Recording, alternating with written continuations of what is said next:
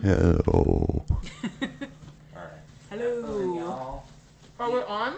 Yep. Does this need to come out or are we good? I don't know. Does it need to come out further?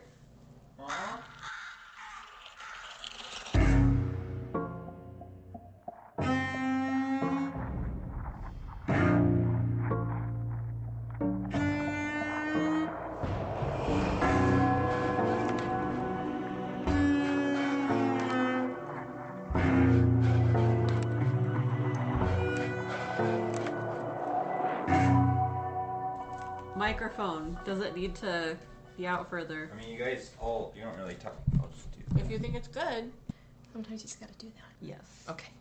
I'm like, I clean my bathroom. I don't know how clean my shower is, but we'll find out. Dear listener, her house always looks nice and she's always so worried about it, but it always looks nice. Dear listener, I always That was a terrible laugh. frantically clean before people come over.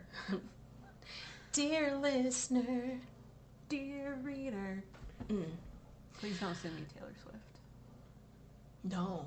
Not because we dislike her, because we like her a lot. And it's $1,200 to see her if you were in the worst spot of a stadium. I know, and sometimes I just feel like I need to sing one of her songs in the middle of a sentence, like I just did, so. Yeah. Speaking of concerts. Yes. I'm seeing a concert this week. Oh, I didn't realize that was this week. It's this week. That's exciting. It's actually Friday. It's 2 days from now. We're recording at a weird time. We are. I am seeing a K-pop band on Friday, and it's very exciting, and their name is Twice. That is very exciting. Yeah. And I don't know what to expect. I don't know. You'll have to send me pictures. I will send you a lot of pictures. Yay.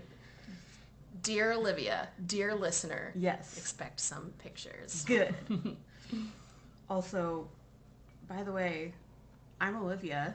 Mm-hmm. Yes, you are. And I'm Drew. And we are oddly curious. Oddly curious. One of these days we'll get it. But it shouldn't sound too rehearsed. We can't sound like we have our stuff together too much. Yeah. We're actually just fooling you. Mm-hmm. We just want to sound nonchalant, but we're actually very together. We're actually really anxiously together. Yes. Oh yeah, I was going to tell you the story on the podcast. I think I told you a little bit about this the other day, but I was at work doing my cleaning job, and I'm usually not there by myself, but this particular day I was, because someone was sick, and I work in an area where there's a lot of homeless people, which is totally fine. Like, I've grown up around areas with homeless people, so it's fine. But there's one person in particular that has been at my job a couple times, and he looks like he's on drugs, and is usually yelling out loud to himself or to someone that I cannot see. So anyway, when I got there, like, he wasn't there, and I was trying to take out the trash, and I saw that he was like kind of in the bushes by where I take out the trash, and I was like, I'm like, I just don't feel safe doing that. Like, just doing his own thing, or he wasn't lying in wait for you. Right. And I'm like, no, I mean, like, if he wasn't like waiting. Oh, I have no idea. Okay. Oh, because like I kind of just like peeked my head out to look, and then I saw him there, and I was like, oh well, like, I would just feel uncomfortable if anyone was there that I didn't know. Yeah. Like, right by where I need to take out the trash, and like I have my back to them. And so I was like waiting to see if he would go away. I like waited like 10, 15 minutes. He still didn't go away. And so I was like, well, I'll just call the non-emergent line. And we have like this service that will take people like to shelters or like help them out. But they said it would be like an hour. Oh, because they have a long line. Because they have a long line, and they only had like one vehicle out. Oh my gosh. So they're like, oh, we can just like send a couple officers and like escort him off the property. And I was like, well, I really need to like go to my next job, so if you could do that. And that took a long time as well, and it was just like, it was like kind of like that anxiety when you're like, nothing like has happened, but you're like, if I wasn't more aware, like something could have happened. And I was like, I need to get like a stun gun or something, or pepper spray. I know somebody who has a taser. Is it someone that I know too? Yes, and it's really cute, and it's in the shape of... No, it's not in the shape of a frog, but it looks like a frog. I think I saw the company that she got it Yes. from, and there's one that's shaped like A bat. a mushroom. Oh, yes. And I want to get the little mushroom one. You should, because she also got a bat on accident. She was asking for something else from this company. It's like it's hooked to your keys and it jabs. It's a jabber, which would be dangerous for me because I trip. I trip on my own jabber. You would. Easily. But she ended up not getting that. She got another taser. So I think I'm just going to buy that from her. Oh, nice. It's in the shape of a... It's not in the shape of a bat. Why do I keep saying that? It's not bat-shaped. It's just bat-like in its cuteness. Gotcha. Okay. Cute bat. Cute frog. Deadly weapon. It's like very... Not deadly. Cottagecore. Cottagecore violence. Yeah. But we're not... I keep laughing like a dork tonight. What am I doing? Like, we're not violent. We're just trying to protect ourselves. I keep snort laughing. Stop. Be normal. I don't know what I'm saying. It has been a long day. It's been a long couple of weeks. I started this day driving to a town an hour away from me to work for 8 hours in a medical environment where we also had a homeless issue arise. I guess they weren't an issue. It was just we were trying to find a shelter for somebody who had taken up residence and it's just, it makes you really sad, but it's also like, well, we can't. Oh, and somebody was trying to start a fire outside, but it's also, we're in June. Yeah. And so that fire could be everywhere's fire. In an area that can create fire. We're known for fires. We are, yeah. Speaking of fires, New York has a lot of smoke right now. Oh my gosh, I know. And the fact that they're freaking out, I'm so sad. I am sad for them. But when you come from a place that has smoke all the time, and you see someone sad about their air quality, and you're like, oh, first time? I know.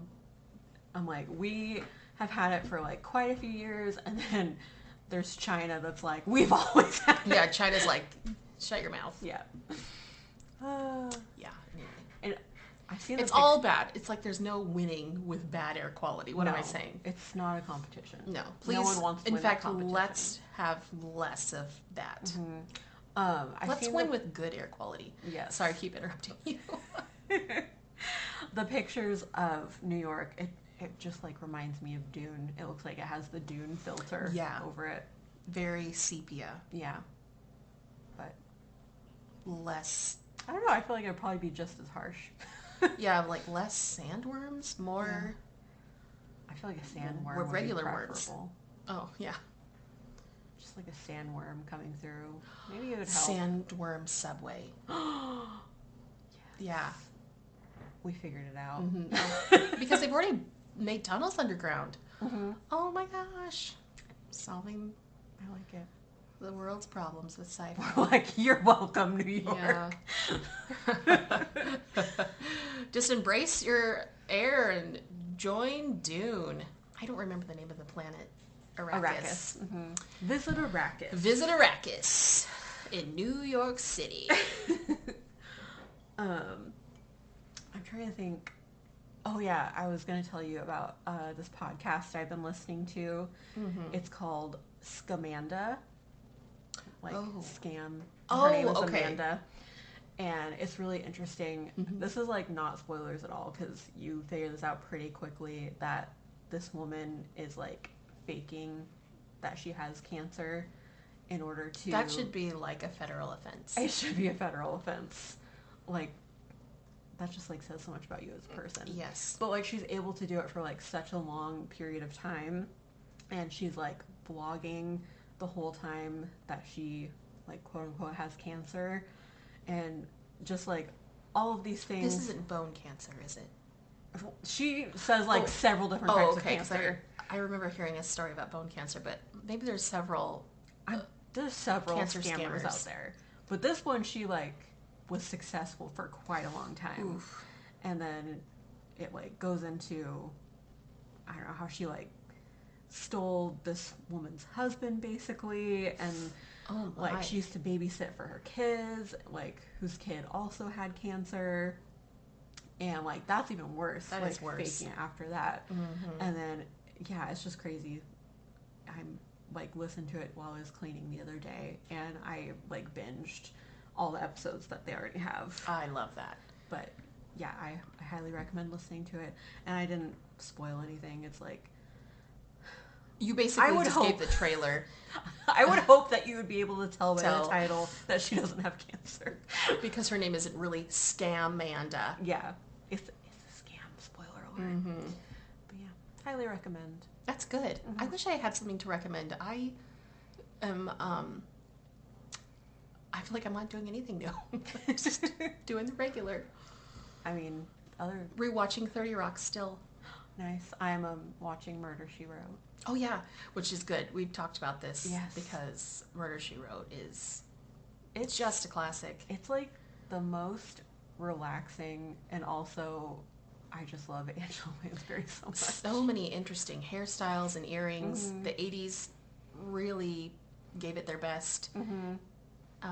I love that she wears a lot of sweatpants suits. She's like jogging in every episode. She's jogging. She's riding her bike. She is living the life that we want. Yeah. Living in, like, what, coastal Maine. Mm-hmm.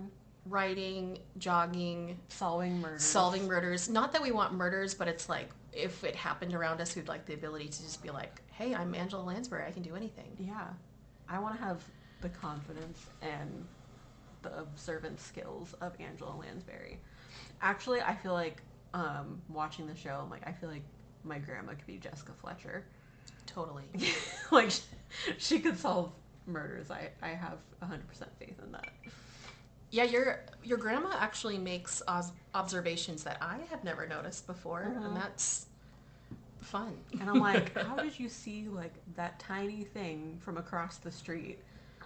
And she's like, don't ask. Yeah, I was about to say how old she is, but she'd probably hate me if I said that. And her wonderful many years of existence, but not too many. It's impressive at any age. At any but- age. Just regular years of existence. Exactly. But better than above standard. I don't know what I'm saying. I know what you're saying. Yeah, okay. Listeners, I hope you know what we're saying. Yeah. Listeners quietly shaking their head. No. I feel like this is the most tired I've been in a while recording an episode, so this Yeah. should be interesting. Oh, yeah, we are recording a little bit later, not time-wise, just in the span of weeks' time, because Olivia did have a family emergency. Yes. And I think that's adding to our tired. We just, not that I had a family emergency, but just life. Life is Life. tiring. But yes, everything is fine with my family, but just, we're trying to be like consistent with our episodes, but sometimes life just happens. Yeah. So And we just gotta move on. keep moving forward, as Walt Disney would say. He would say, keep moving forward, and today you enter a land of yesterday, today, and tomorrow. Nope, I just butchered that. Yesterday, fantasy, and tomorrow. He said, please take this churro He's like, please and make it the best day of your life. quote me accurately. Please. Yeah. Anyway. Yeah, I don't know. Anyway. But otherwise, yeah, I think I'm doing okay. Good. I'm really excited because I have my cousin's coming to visit. I'm going to pick her up from the airport. She's going to go with me to the K-pop concert. Yay. And it's going to be a good time. It'll be a lot of fun girl times to be had. Very nice. My friend, my cousin, and I wish you were coming. I appreciate that, but I'm also like excited that I have pretty much no plans this weekend, and I'm just gonna be swimming at the pool at my apartment. Oh my gosh, So actually, I am thrilled to do that. that is probably on the same excitement level as what I'm going to do. There's nothing like being relaxed in your own home, but somehow you have a pool magically. I do not have a pool. I know. We talked about this. You need to, because I can have like, I think 2 guests. Yes. So I would like to be one. Yes. I will guest it up anytime. Yay. Yay. Yeah. Anyway, that's all I have to add. Oh, there was one thing I wanted to say. Yes. Nope, I don't. I think I was gonna say something about it last time, and I was like, the time has really come and gone. I was obsessed with this coffee cup that I saw. That's super vintage. It's from the 70s, and it's like a kind of pottery that was made in England, and I really, really wanted it, but then I think I was just really like obsessive for a day, and then they moved on. But I was going to show you. Yeah, I want to see it. And of course, in the moment when I was looking it up, I was like, oh, I want to tell people about this. This is what I want. Uh-oh. Can we see? There's a part of England where it's made. It's from the 70s. And I just thought it was super rad. It's probably really small because I feel like everything in the 70s, everything back then was probably smaller. They weren't as addicted to caffeine. True, yeah. But this dragon is so cool. That is really cool. Look how much it is on Etsy. Oh my gosh. $63. That's a lot for what is probably a small cup. Yeah. So I was kind of like, I don't want it. So like I was thinking, I'd love a podcast cup where I could be like, this is my podcast cup for coffee or tea when I record with Olivia. And then I was like, well, I can just like it from afar. You're like, this is my imaginary podcast cup. To the Hornsea pottery out there, you're beautiful. Do your thing. And I will like you from over here. And maybe one will come into your life. Who knows? Yes. Yeah.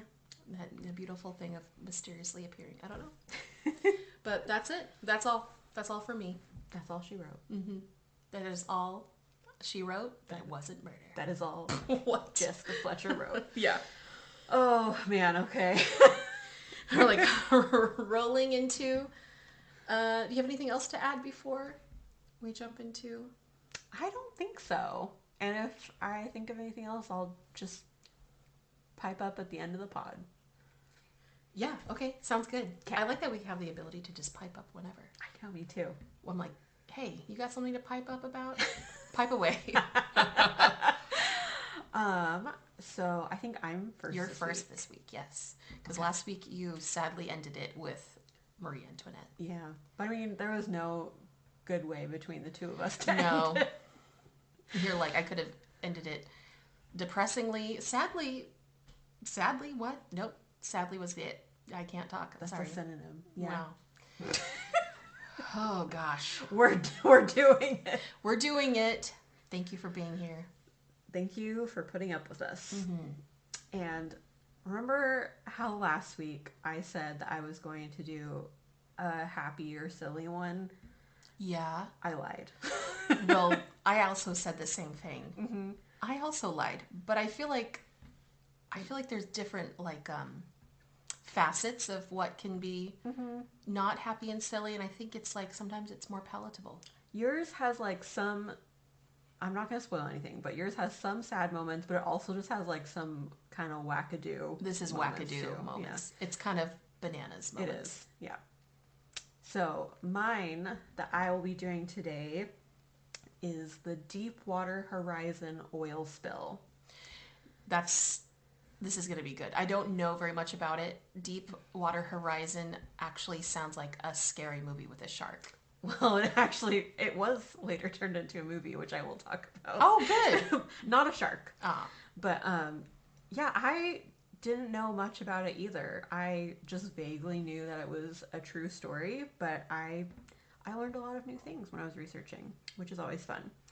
So my main sources were, of course, Wikipedia, the Maritime Executive, and it didn't have any author listed. It was just the Maritime Executive. Unexplained Mysteries podcast, specifically Dark Green, Earth Crimes and Conspiracies. Ooh, that's a good title. I know. It's a very interesting series. And then Encyclopedia Britannica. Classic. I know. It actually has, I mean, of course, it's like an encyclopedia. I'm like, you know what? It actually has a lot of information.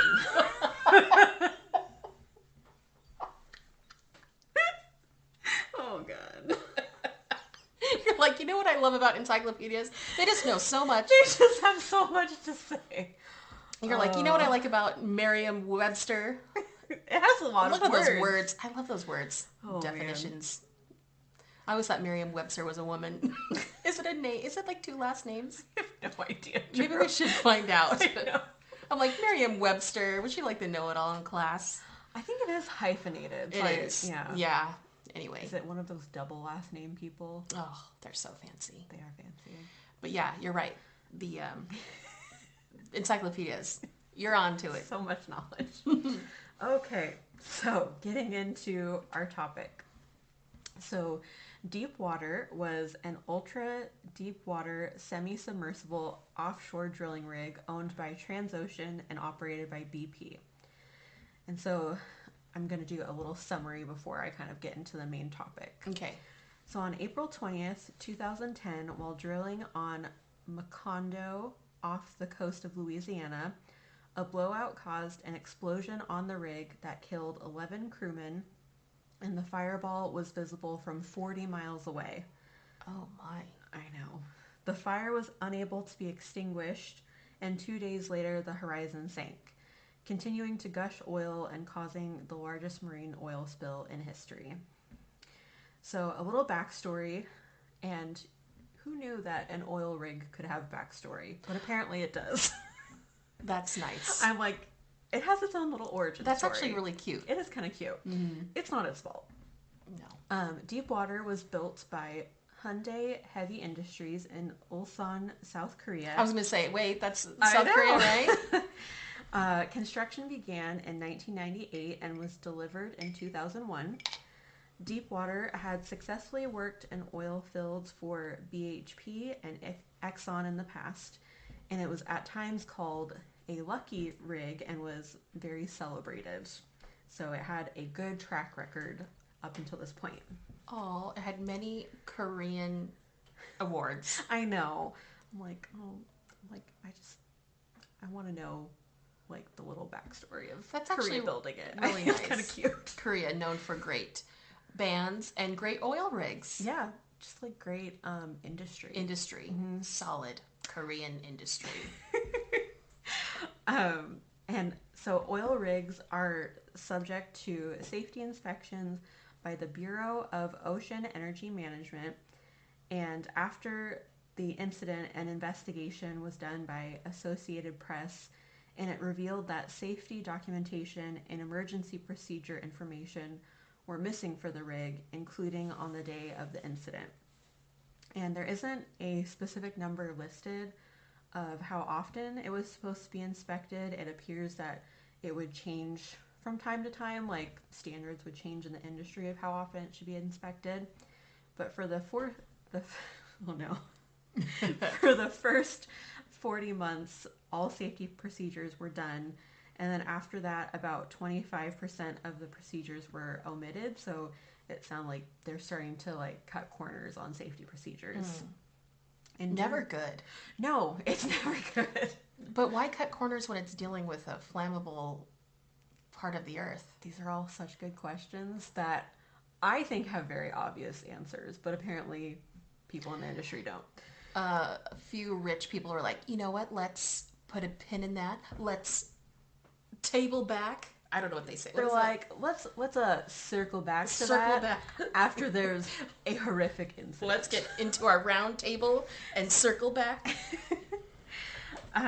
So during its time, the rig received a total of 5 safety violations, which to me sounds really bad, and I think to most people sounds bad, but according to their records, that the rig actually has strong safety practices, and they were never on any sort of watch list. So I'm gathering that it's kind of common for the industry, and like 5 flags aren't necessarily like a warning sign, which is concerning. That is concerning. So back to the day of the incident. At 7:45 p.m. on April 20th, 2010, during the final phases of drilling on the Gulf of Mexico, a geyser of seawater erupted from the marine riser onto the rig, shooting 70 meters in the air. And then that was followed by an eruption of drilling mud, methane gas, and water. And the mixture of those three things quickly transformed into a gaseous state and ignited into a series of explosions and then a firestorm. An attempt was made to activate the blowout preventer, but that failed. And then another attempt was made to plug the well, but that also failed. 10 workers were presumed killed in the initial explosion. And then there were survivors of the blast that got into lifeboats and went out to sea. However, there were some left behind because, I mean, I feel like this always happens in any disaster. There's not enough lifeboats. And so they had to inflate a life raft, and they were barely able to escape in time. Before the explosion? I don't think it was after the explosion. Oh. But it was more like before, like, the fire could overtake them. Just a second. Okay. So one of the crane operators, Dale, took extra time to dock his machine properly to make sure that there was no additional risks to his fellow crew members. But unfortunately, this decision cost him his life, and he was overtaken by the fire, making him the 11th victim. For the other workers, it was hard to determine their cause of death just due to the nature of the accident, and some of them are still missing and they haven't recovered their bodies. Oh, no. I know, it's so sad. And then the rig ultimately sank on April 22nd, which ironically is Earth Day. Oh, no. I know. That's really sad. I'm like, it's always sad, but it's just like, oh man, that just, like the final irony of it. The coffin, yeah. And then in the 87 days that followed, the ruptured well spilled an estimated 210 million gallons of crude oil into the Gulf of Mexico. Oil slicks from the blowout spread to cover nearly 60,000 square miles of ocean and also washed up along 4,500 miles of shoreline. They were unable to seal the spill right away, partly because the pressure buildup from sealing the spill could actually cause another blowout. So they tried a method called top kill, which involves pouring heavy drilling mud down the well in hopes that the pressure would stop the crude from rising. But ultimately, it wasn't heavy or dense enough to stop it. And then they tried throwing golf balls and rubber balls to try and stop the flow, which that didn't work either, which to me that just does not sound like it's going to work. No, I don't know the logic behind that. I don't know. I guess maybe they thought they could throw enough down that it would stop it, but I'm like, yeah, I don't know. That's bad. Yeah, I feel like that would just make the golf balls come out. Yeah, it's now good. those are the You're like, I the don't ocean. feel well. Yeah, and then it's like throwing up golf balls. Yeah. So on July 12th, they put a cap on the well and monitored pressure levels closely. And when it seemed like the capping stack, which is what the method is called, was working, they shut off the flow of oil. And it looked like they had avoided another blowout, but unfortunately that was because so much oil had already seeped into the ocean. So it was more due to the fact that there wasn't as much pressure building up because so much of the oil had already gone into the ocean. Oh, no. I know. I mean, like, it's good that they were able to, like, put a stop to some of it, but it's like the damage had already been done. And the oil impeded marine life's ability to swim and fly, and this is when it gets really sad. An estimated 14,000 turtles died as a direct result of the disaster. Oh. I know, sweet little baby turtles. And coral reefs that were centuries old were significantly damaged and still haven't recovered from the oil spill. An estimated 800,000 birds died as a result of the spill. And they were Think of all those Dawn commercials that needed to happen. It's so sad. And they were so heavily affected because birds rely on the water for food and it helps them to cool down too. So like they a lot of times will land on the water, but yeah, poor birds. And then dolphins were among the hardest hit due to oil poisoning. And not only were they poisoned, but their birth rates have also plummeted in the Gulf, and their survival rate, like past birth or like past pregnancy, is still very difficult, like to this day. To this day? Like there's so many less dolphins, and I think there's one called the speckled nose dolphin that they said it was so common in the area that it was almost like rats. Like they were like so common, but now they can't even hear them on the sonar anymore. Oh Oh, it no. makes me so sad. And then as far as Justice to the speckled nose dolphin. yes, and all the birds and turtles.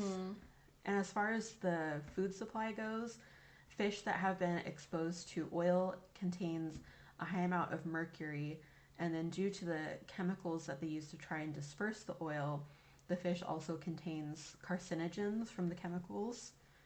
And then after the spill, fishing was not only no, it was restricted in only parts of the Gulf, but it still affected a large amount of the sale and purchasing, and some of the supply chain was shut down in the U.S. due to lack of access.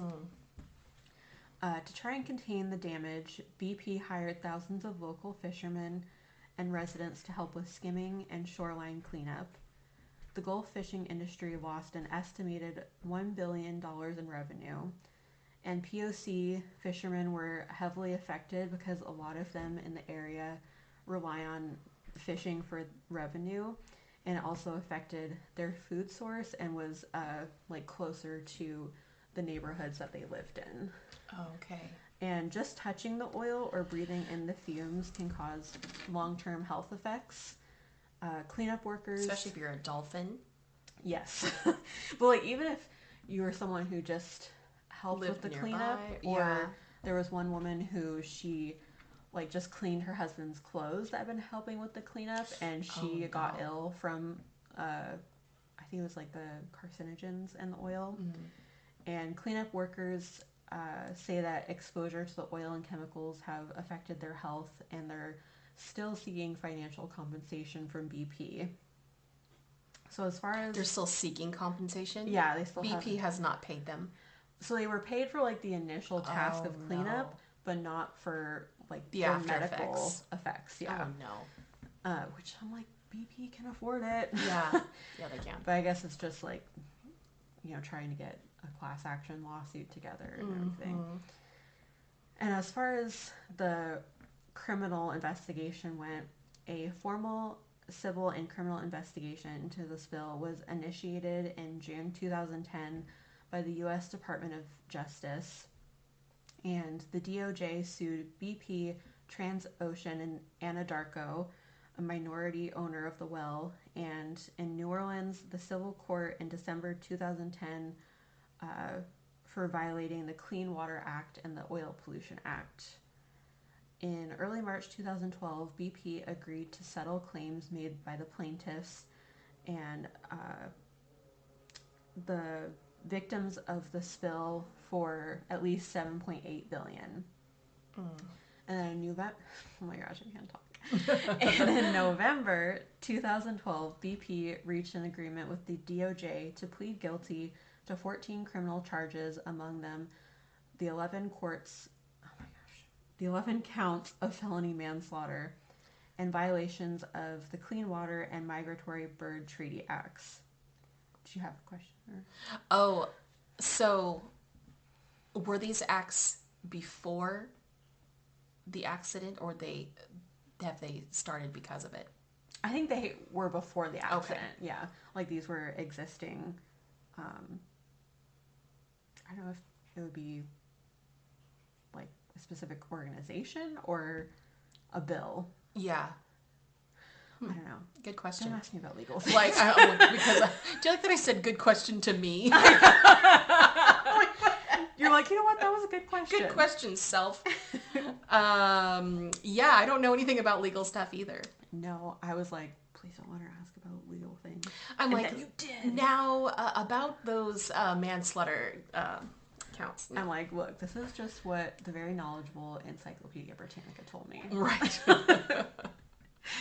And as far as the environment goes, some researchers, I truly am struggling today. You're doing good. As far as the environment goes, some researchers believe that the environmental impact on Louisiana's coastal wetlands are still persisting as recently as 2018, areas oiled by the spill appeared to have less root mass and reduced soil strength, potentially accelerating the region's problems with coastal erosion. And then, in April of 2023, BP made its return to the Gulf. No, it didn't. Its first new offshore operated platform since the spill. And they're like, we're back and we're better than ever. I'm like, well, I hope you're better. You better be better. Seriously. And then they're like, we have no golf balls. We're doing great. I'm like, and also do all your safety checks. Yeah. No, they Please. didn't. I asked. They didn't. Yeah. I'm just kidding. Like, you know what? They're probably doing good. I don't have any faith in BP. No. No. Please don't sue us, BP. I don't care. We'll just send them a really sad bird. I know. And then in 2016, there was a movie released with the title Deepwater Horizon, starring Mark Wahlberg, based off the... Marky Mark? Yes. Which is... I hadn't seen it because I was like, I'm not a huge fan of Mark Wahlberg, but after like researching this story, I kind of want to watch it. But it was based off the New York Times article Deepwater Horizon's Final Hours, and it includes like the initial accident and then the spill as well. So I think that'll be interesting. I hope like they don't dramatize it too much, just because like people are so affected by it. That's I don't true. want it Yeah, to be, you don't like want, the Hollywood dramatics. But how strong is his Boston accent in New Orleans is what I want to know. To be fair, a lot of the oil rig workers were from different states. Oh, okay. So... He's like, hey, oil rig, say hello to your mother for me. Oh, I can't. No. But yeah, a lot of I think that's just like common for oil rig workers is that that's true. It's like something that they can do for like months at a time, and then they can be paid really well because it's such hard and such dangerous work. If I've learned anything from the movie Armageddon, yes, you can be on an oil rig, but also be employed for working in space. Yeah, which had other Bostonian Ben Affleck. Huh. I feel like people from Boston are so tough. They're like, you can put us anywhere, and we will not only be good at it, but we'll also yell at you. They're like, you know what? We're going to thrive on this oil rig. We're going to thrive on this oil rig. We're going to drink bad coffee. Sorry, Dunkin' Donuts, you know. Oh my gosh. Don't even get us started. I'm like, quick aside. Do you think people are going to hate us for that? I don't care. I have to say, when I went to Alabama, we were getting coffee one day, and I was like, oh, I'm going to try Dunkin' Donuts because America runs on Dunkin', America runs on Dunkin'. Like, I hear so much hype about it. I don't know if it was just, like, the one I went to, but I'm a very pale person, and the coffee was, like, paler than my skin. Like, it looked like it was just milk. Dear listener, I put Olivia's hand next to my iPad screen, and that's pretty bad. Yeah, it is pretty bad. I'm like, it's probably closer to your iPad screen. But seriously, that's not good. I was so tired, and I needed coffee so badly, and I couldn't even finish it because it was so gross. That's not good. But anyway. It was pretty awful. Yeah. That was the disembodied voice. I'm like, Alabama, you know what you did. Alabama's like, if that's all you think I've done, that's it. Sorry, Alabama listeners. I feel like there's a lot of the South that I will absolutely love, and I actually can't wait. I know. I loved, like, everyone we met in Alabama. They were super nice. Mm-hmm. I just didn't like Dunkin'. You're like, but I just don't like Dunkin'. I think I've been to Dunkin' once. We actually live in a place that doesn't really have one. Anywhere near us. No. We couldn't even just drive to one. I don't think I even got Dunkin' when I went to New York. I didn't either, because we are trained to not get it. Yeah. I was like, I want to try the local coffee shops. Yeah. Yeah. But real quick before... But going back to an oil rig, I'm really sorry. That's okay. I just wanted to, like, before I close this out, I wanted to mention the victims of the tiniest victims, the tiniest turtles. No. Well, what if you named all of them? What if you just had a name for 500,000 birds and you're like, all right, starting with A, there's Albert, Alan, Albert again. Albert. Oh my gosh. No. The human victims. The human victims. They're actually the most important, but still. They are. But are they the cutest victims? I don't know. I don't know. I haven't seen them. No.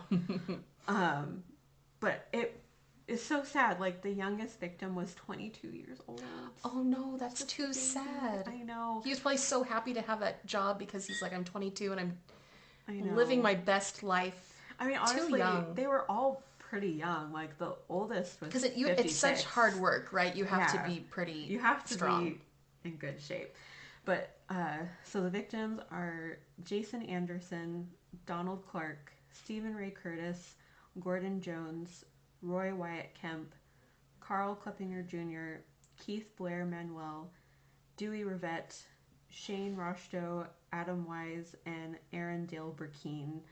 And I just feel so sorry for them and their families. Me too. It's so preventable. So many safety checks that were not done. I know, yeah.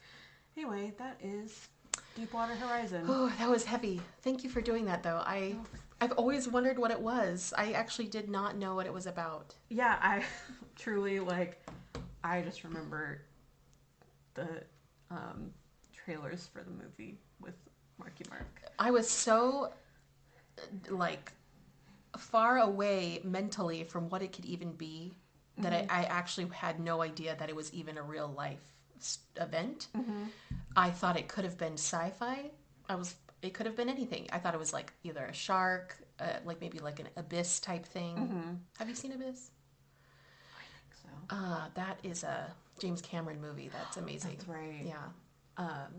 Yeah, I sort of remember the story when it first broke, but it was in 2010, so I was in high school. I wasn't super aware of current events as much. Oh, I was not in high school. I was in my 20s, but I don't remember anything from a certain time. Mm-hmm.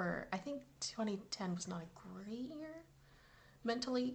Yeah, I mean, it wasn't for me either. So I probably wasn't gonna. Right, I'm I probably wasn't paying attention to sad news on purpose because I couldn't handle it. I'm please stop showing me pictures of the sad birds. Right. I'm now I'm doing much better. Now it's all right, I'll handle it. Now I'm let me do a report. Not only can I handle it, let me tell you about it. Yeah. This is just a testament to many years of therapy. Mm-hmm. It works, everyone. It works. I don't have many years of therapy, but I am in therapy, and I've gotten better at compartmentalizing. Whether that's good or bad. Yeah, we don't know.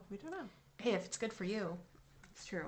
You keep doing you, girl. If it keeps you sane. If it keeps you Jessica Fletchering, you go down that road. That's all I want. Yeah. I'm not anywhere near her age, but I want to be Jessica Fletcher. Oh, me too. No, actually, I remember telling two of the people I live with, mm-hmm. two of my roommates, because I started watching it on my own, mm-hmm. choosing that over anything else. I was this is what I'm going to watch. And I remember watching the very first episode, and I was oh, this is it. This is what I want it to be. This is it. Yeah. I want to be a widowed 50-something living in Maine and solving murders. I don't want to be widowed. No. But everything else about Jessica Fletcher, I want to be that. Right. I'm not even married, but I'm but I can be widowed. You don't know. You're I am saying I'm widowed even though I'm not married. Yeah, we don't want you to be widowed because... You're I'm just going to add an air of mystery. Yeah. Who knows? Henry. Oh, pet baby. We have a podcast kitty joining us. Okay, should we take a little breaky break? That sounds good. A breaky break from Marky Mark, and then we'll come right back to what horrors remain for the rest of this podcast. Sounds good. Okay. Okay, so Olivia, I am going to tell you a story about a con man. Mm-hmm. There is a little bit of murder involved. Not good, but this is primarily a con man story. And his name is not Clark Rockefeller. Mm-hmm. But that's what we're going to start with and what we know about him. I'm so excited. So here we go. So around 1995, Sandra Boss was getting her MBA in Harvard, or at Harvard. I don't know if the correct way of, are you inside Harvard? You're at Harvard. You're around Harvard. Yeah. And her sister introduced her to a man named Clark Rockefeller. His full name being James Frederick Mills Clark Rockefeller. I believe the selling point is when you have 100 names. The more names you have, the more money you have. The fancier you are. The fancier you are. So he was introduced as a descendant of the famous business family. Mm-hmm. And he certainly looked the part. He wore custom-made designer clothing. He collected expensive art. And he had an upscale New York apartment. So Sandra was instantly charmed by him. And the two married shortly thereafter in 1996.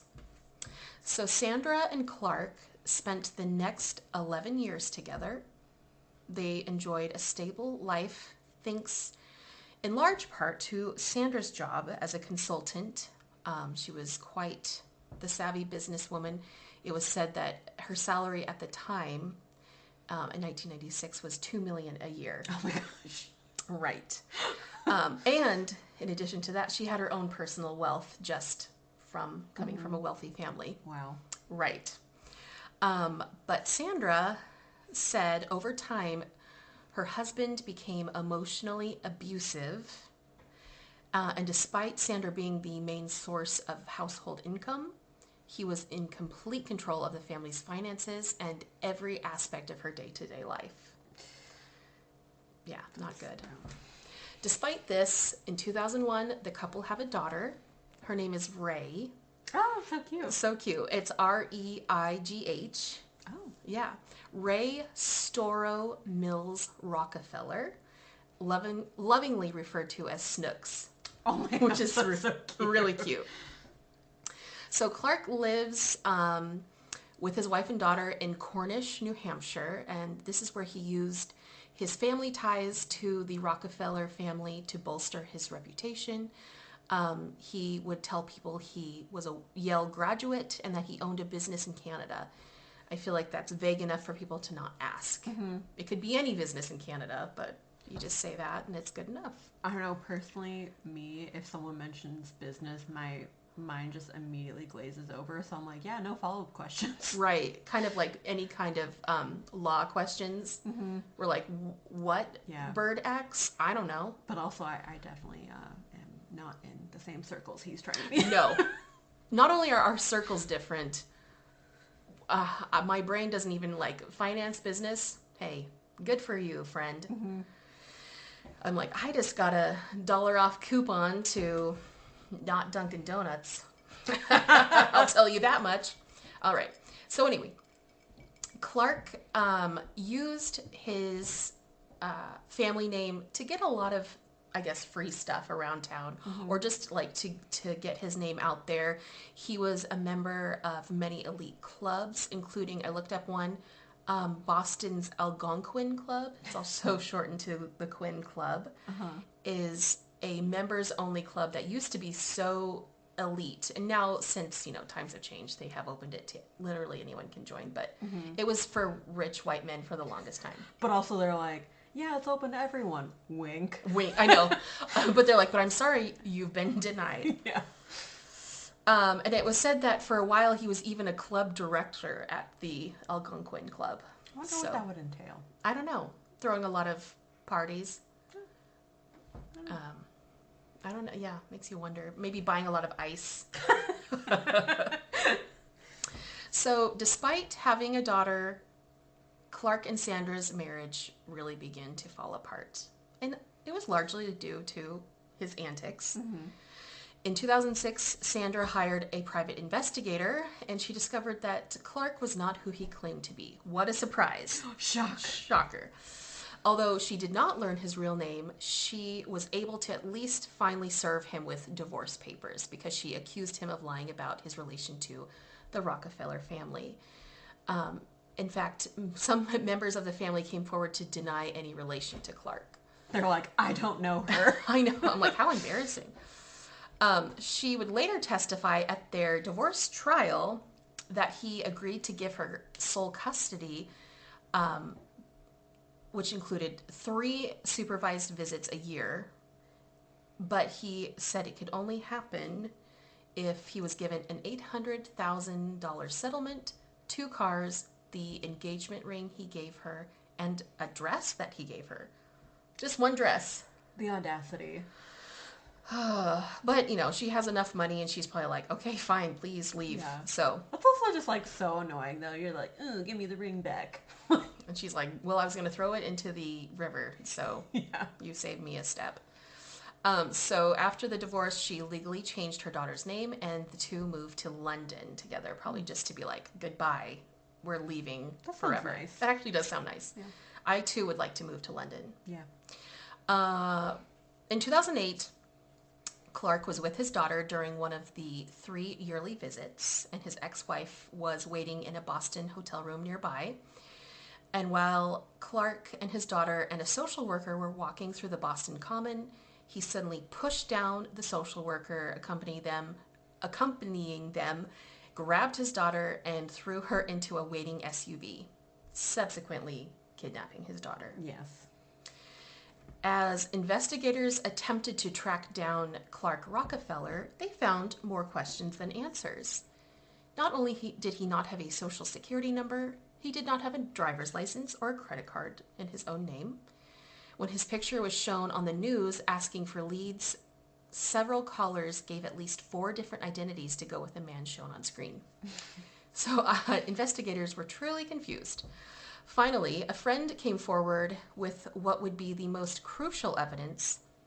Clark Rockefeller had been at this man's house the night before, and the glass of wine he had not been washed. So they were able to pull prints off the glass, and they finally got a match to one Christian Karl Gerhard Strider, a German immigrant who had come to the United States 30 years earlier. Dun, dun, dun. That is a dun, dun, dun, if there's ever one. All right, so who is Christian? Christian Gerhard Strider. He was born in 1961 in West Germany and was raised in a middle-class family. He was intelligent, didn't have a whole lot of friends, and he was often dreaming of going off and becoming rich and famous, which I actually feel like is probably a lot of us. Yeah. And as an awkward teenager, he was obsessed with making it big in America. When he was just 17, he met an American couple who asked for directions, and he immediately got their names, which he used later on papers when coming into the U.S., saying they were the ones who invited him to the United States. Oh my gosh. I feel like he's like Michael Scott when someone is like, oh, you should come over sometime, and then he's like, I'm coming over right now. No, this is exactly it, because he also met a young man backpacking through Europe who said, politely, I'm sure, if you're ever in Connecticut sometime, stop by and maybe you can spend the night with us.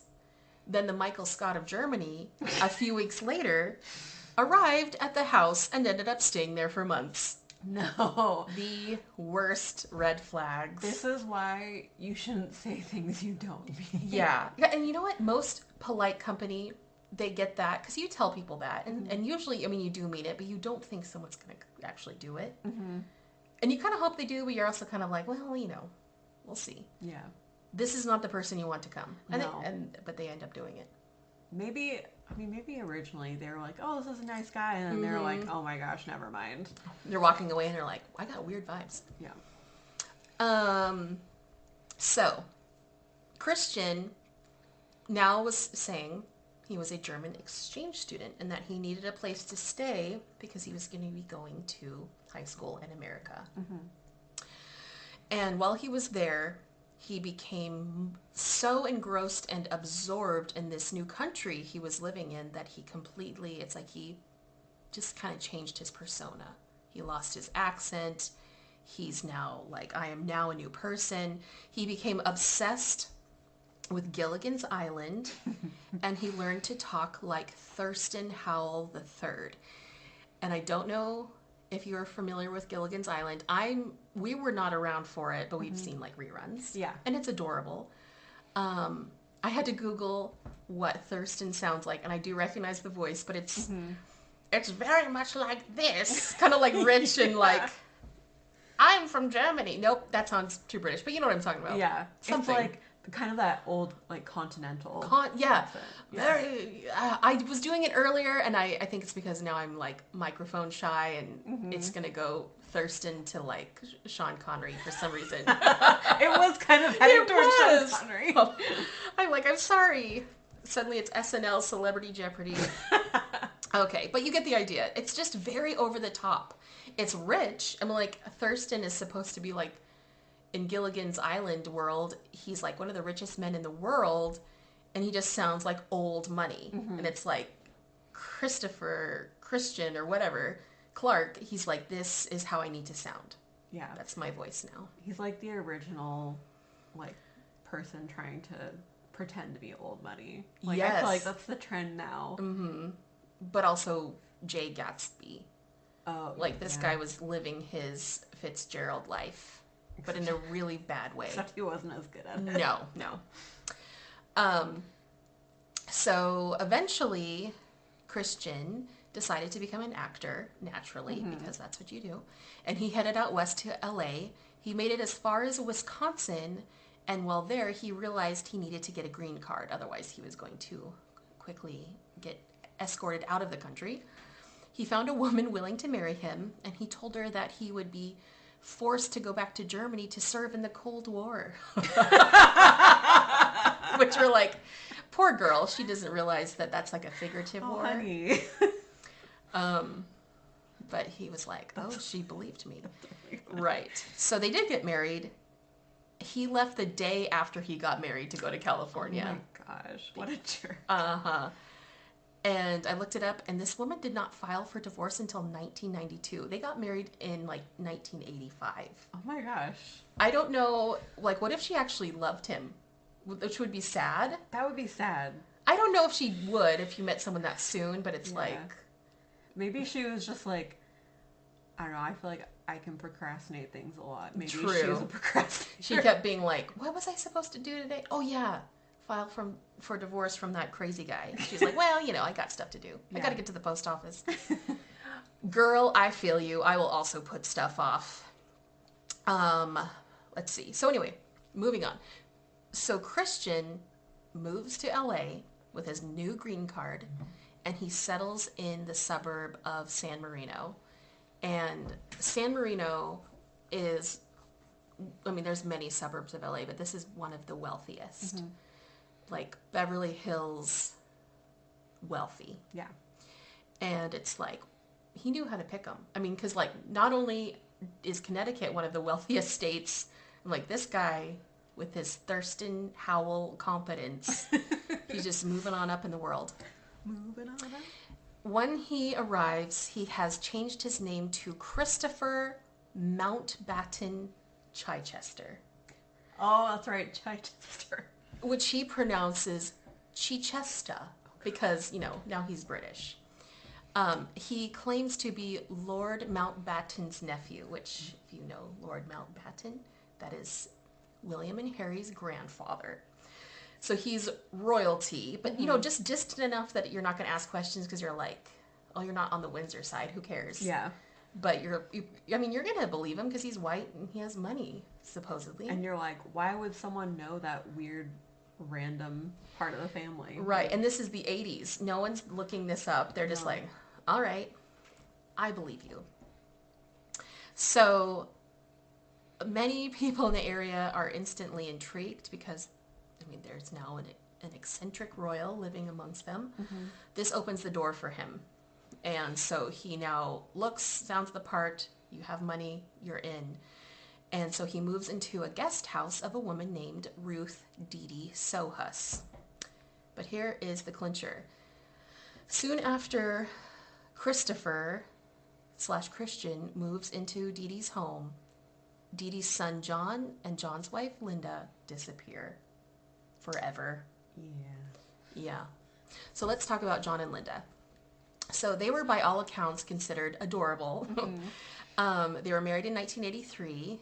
So by the time they meet Christopher, they're still fairly newlyweds. John was a sci-fi nerd and tech geek, and Linda was 6 feet tall, outgoing, and a redhead. Oh. Yeah.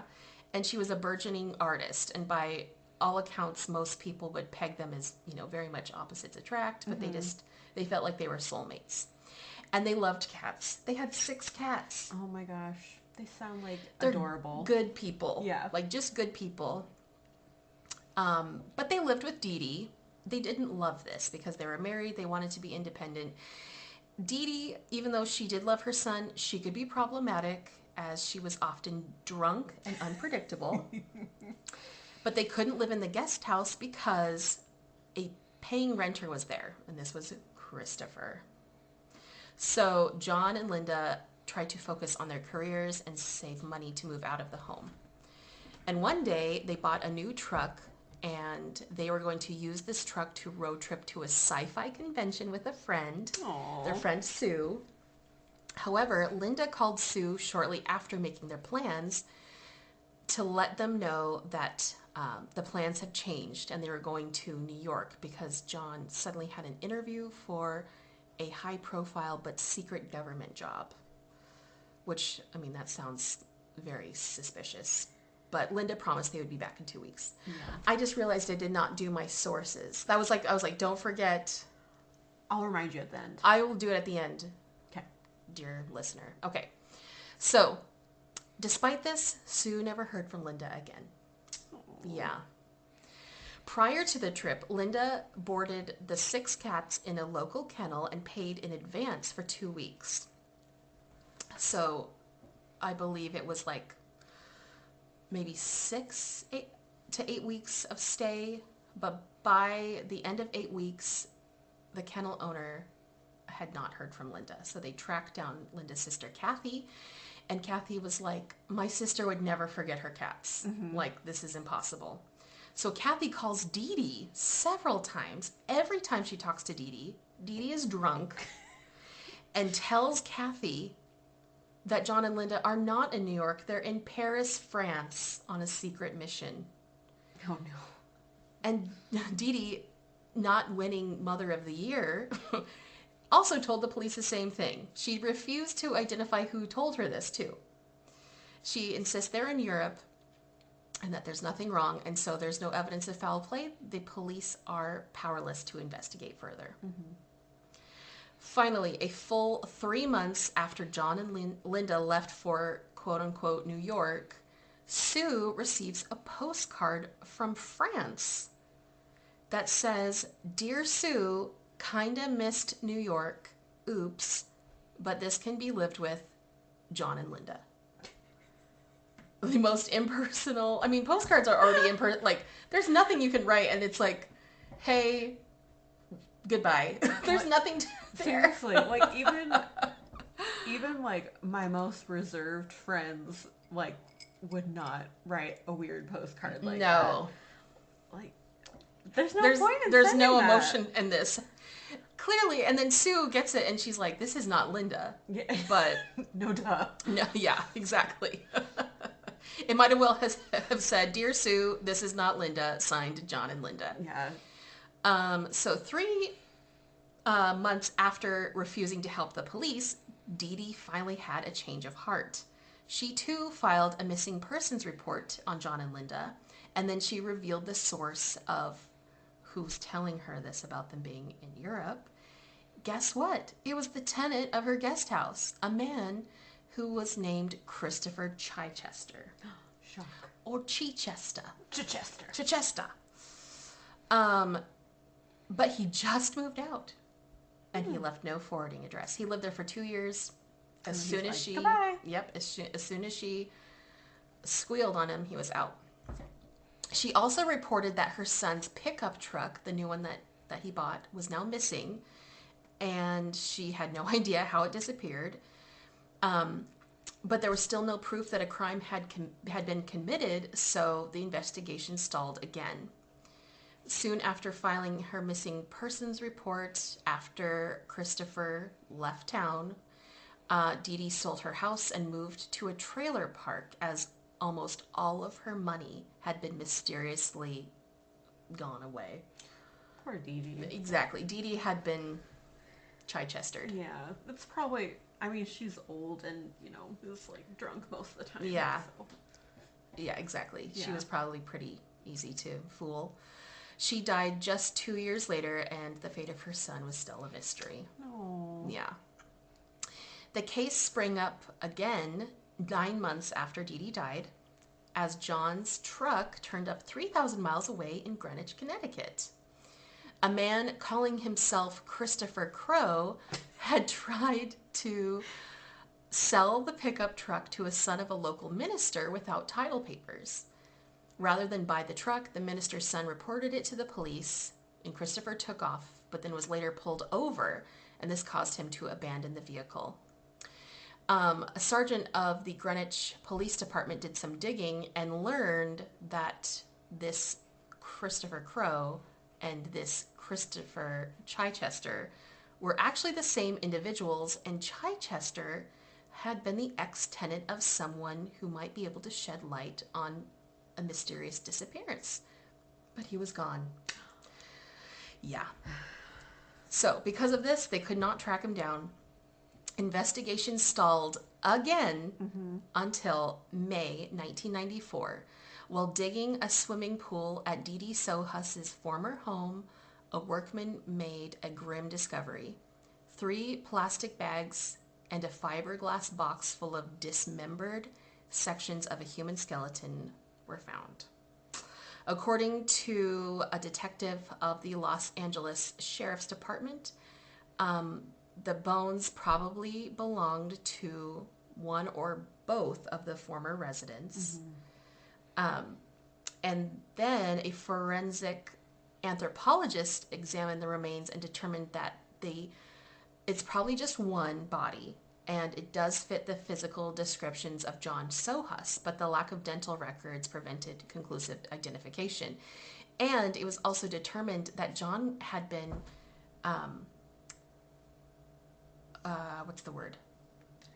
adopted by Dee Dee. So there wasn't any way to even do like familial DNA. Oh, okay. Which is sad.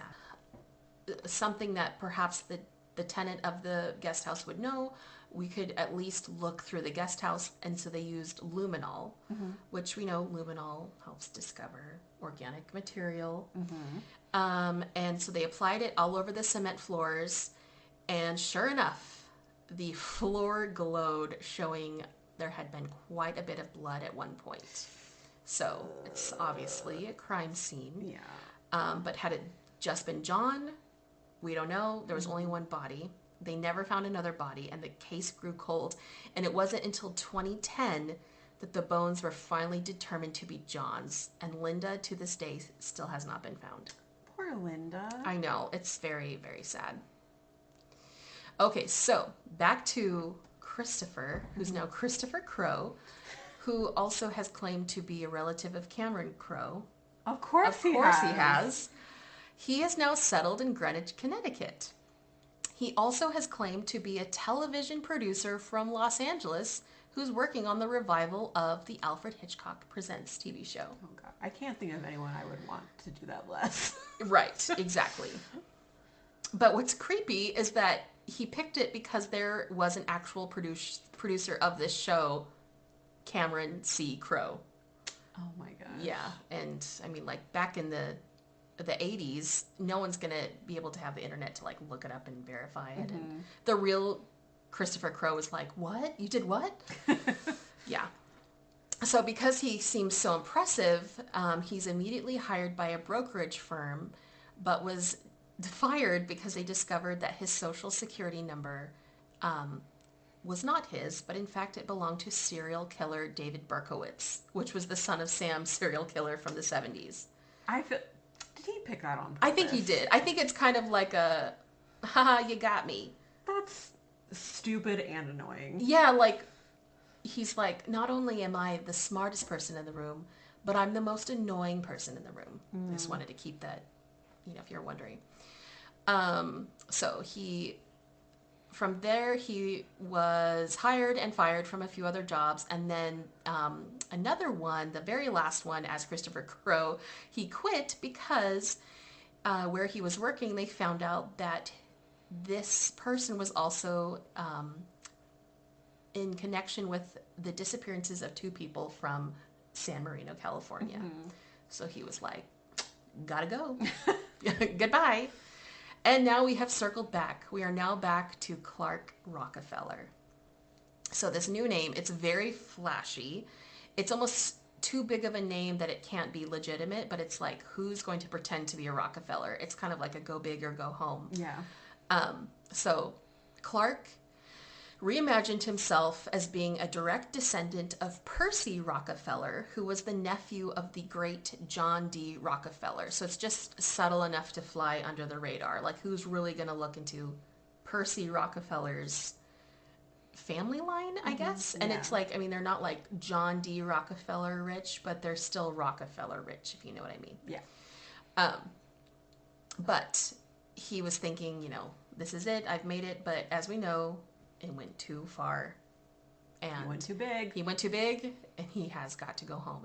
And by home, I mean to the Boston Police Department. Christopher Clark is now wanted for kidnapping his own daughter.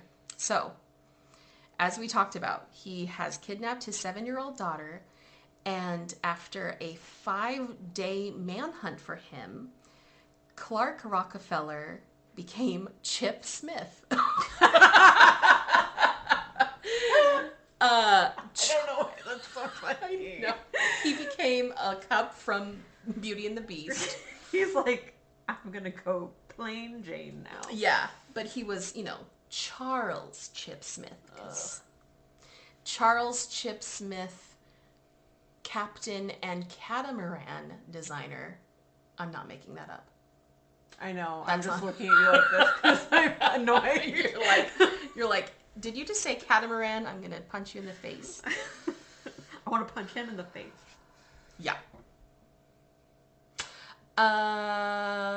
So this happened on August 2nd, 2008. He was found in Baltimore, Maryland, a Charles Chip Smith. FBI agents zeroed in on him and were able to lure him out of his apartment with a telephone call because they wanted to talk to him about a catamaran he was taking out on the water. He's like, did you say catamaran? Well, that is exactly what I'm about. You know what? I'm an expert in that. I'm going to design it for you. Let me come out and get better reception. So, he was immediately arrested as soon as he left his apartment, and he was charged with kidnapping and assault charges because, if we remember, the social worker is like, I am not living that down, buddy. And they found his daughter unharmed inside his apartment.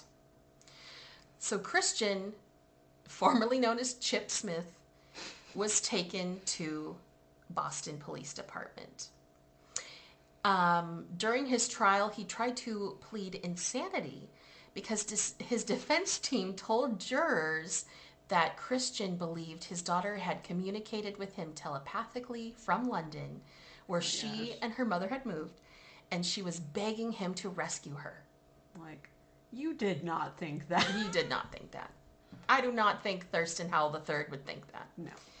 However, the psychiatrist for the prosecution argued that while he has been diagnosed with delusional disorder, a grandiose type, and narcissistic personality disorder, he has greatly exaggerated his symptoms, and he is quite intelligent and is capable of knowing the difference between right and wrong. Mm-hmm.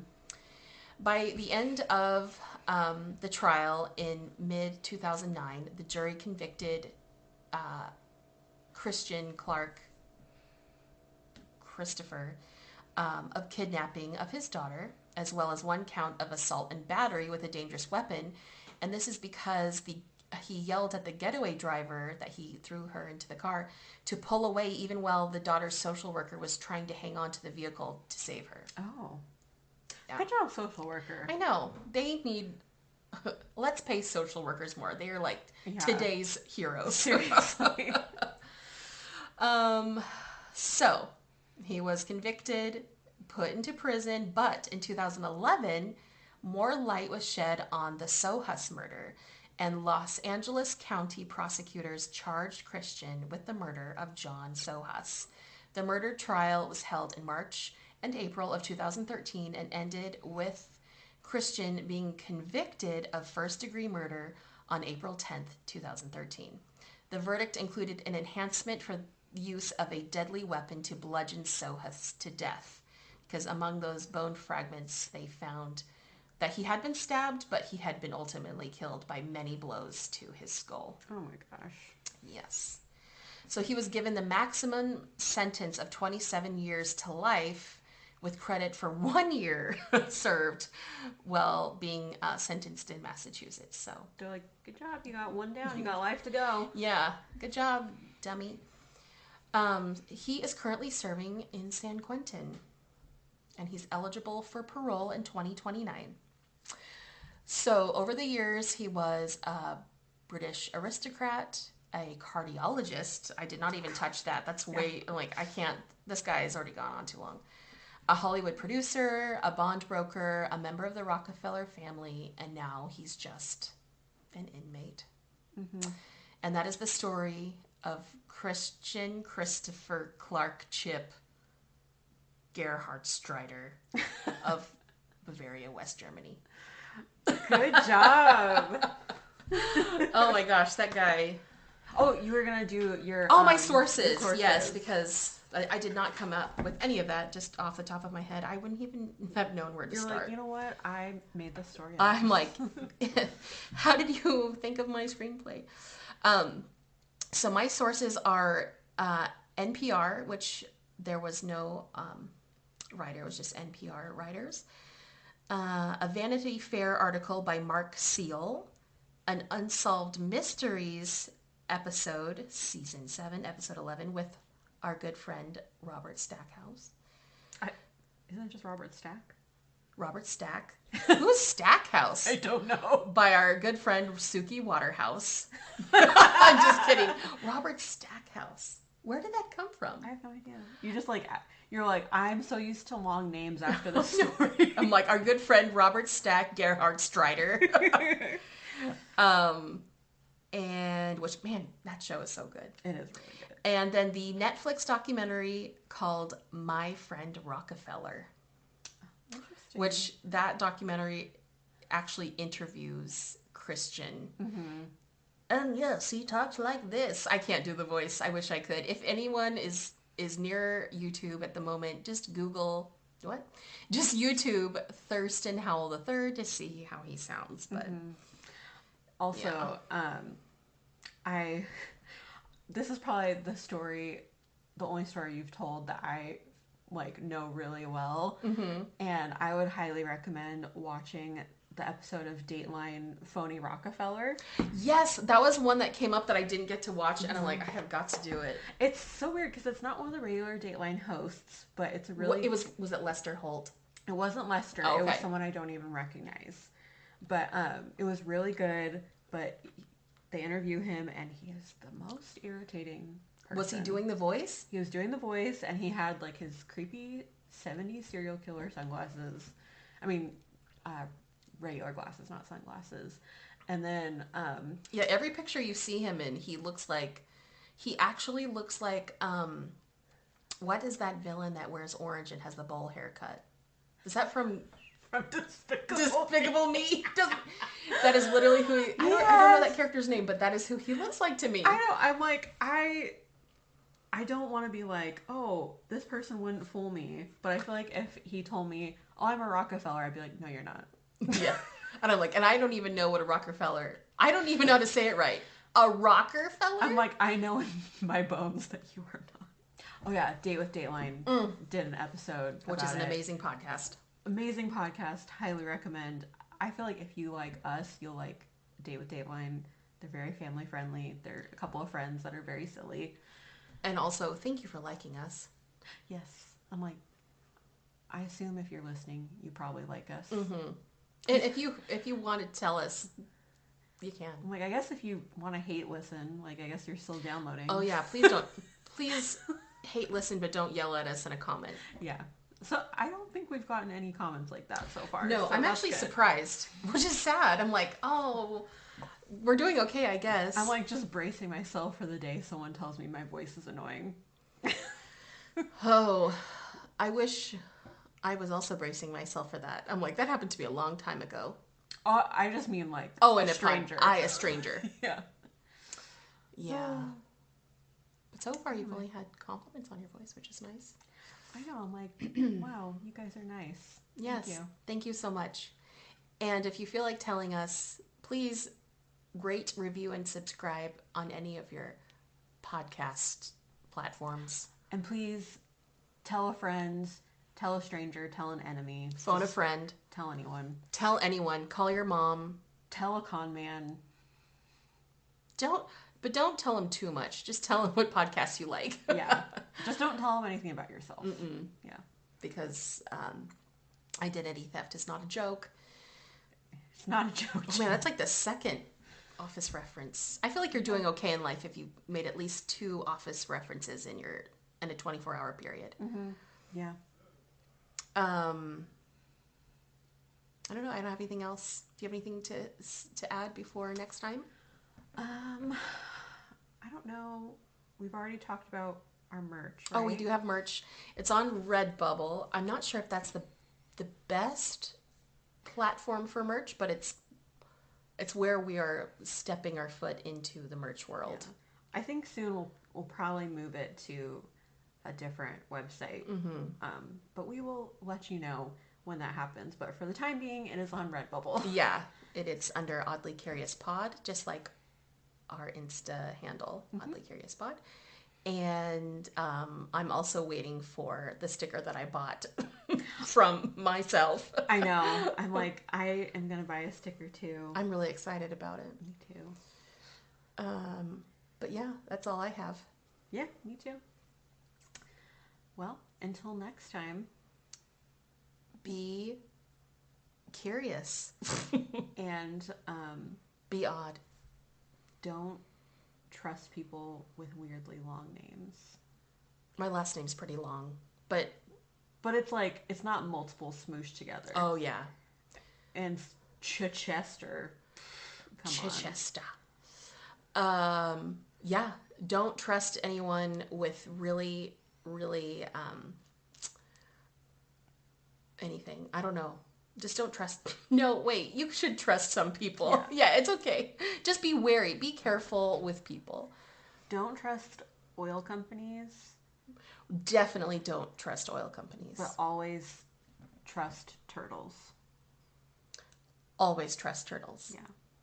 And if anyone says something about, like, if some turtles, I don't know, you shouldn't trust, I'm just going to ignore that because I'm going to trust all the turtles. I kind of feel like some dolphins might not be able to be trusted, but I trust all speckle-nosed dolphins. I don't trust dolphins, but I respect them. Yeah. Because I feel like they could also steal your identity. I think so. Yeah. And anyway. Yeah. I mean, we have to have gas because it fills up our cars and we have to drive with it, but I know. I don't like the means and how it's removed from the earth. I don't like that I have to have it. I don't like it at all. In fact, I would like to have it not at all. Yeah. And that's how I feel about that. I don't want gasoline in anything. I want everything to be electric, and I don't want con men to do anything that. I know. If I lived in an area that was more conducive to it, I would just like walk and take public transport all over. Oh my gosh. But I'm kind That's of the like dream. We're in a place in the that middle of doesn't nowhere. Yeah. So. Anyway, though we're now just rambling. We're like, and gas prices and don't even get me started. Anyway, but in the meantime, take care of yourself, take care of your friends, and go easy on yourself, and we love you. And we love you. And good night. Good night.